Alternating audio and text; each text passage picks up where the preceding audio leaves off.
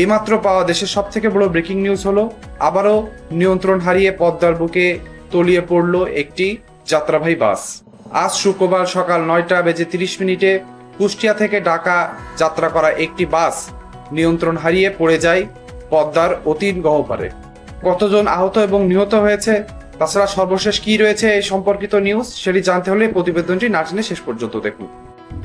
আজ শুক্রবার সকাল 9:30টায় কুষ্টিয়া থেকে ঢাকার পথে যাত্রা করা একটি বাস রাজবাড়ীর গোয়ালন্দের দৌলদিয়া ফেরিঘাটে পৌঁছেই নিয়ন্ত্রণ হারিয়ে পদ্মার বুকে হারিয়ে যায়।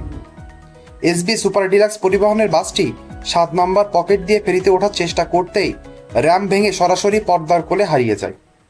স্থানীয় প্রশাসন সময় মতো যাত্রীদের বাস থেকে নামিয়ে দেওয়ায় আজ হয়তো বড় বিপর্যয় এড়ানো সম্ভব হয়েছে। বিআইডব্লিউটি এর উদ্ধার জাহাজ হামজা তাৎক্ষণিকভাবে ঘটনাস্থলে রওনা দেয়। ডুবুরিরা পানিতে নেমে তল্লাশি শুরু করেন। বাসের চালক ও হেলপারকে উদ্ধার করে হাসপাতালে পাঠানো হয়েছে।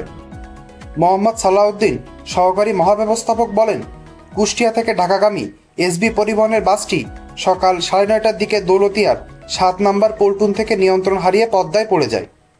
এখন পর্যন্ত কোনো হতাহতের খবর নেই। বাসে যাত্রী ছিল না বলে মনে হচ্ছে। একই ঘাটে মাত্র 2.5 মাস আগে গত 25শে মার্চ সৌহার্দ্য পরিবহনের একটি বাস পদ্মায় পড়ে যায়। সেই দিন 26 জন মানুষ ফিরে আসেননি। তাদের পরিবার আজও কান্নায় ভাসছে। সেই স্মৃতি মুছে যাওয়ার আগেই আবারও একই দুঃস্বপ্ন। শেষে আমরা বলতে পারি, আজ হয়তো কোনো হতাহতের ঘটনা ঘটেনি, কিন্তু এভাবে আর কত পরিবারকে কাঁদতে হবে, এভাবে আর কত বাসকে তলিয়ে যেতে হবে পদ্মার অতল গহ্বরে। এই দুর্ঘটনা নিয়ে সর্বশেষ নিউজ জানতে হলে আমার ইউটিউব চ্যানেলটি সাবস্ক্রাইব, ফলো এবং লাইক করে রাখবেন। সকলকে ধন্যবাদ।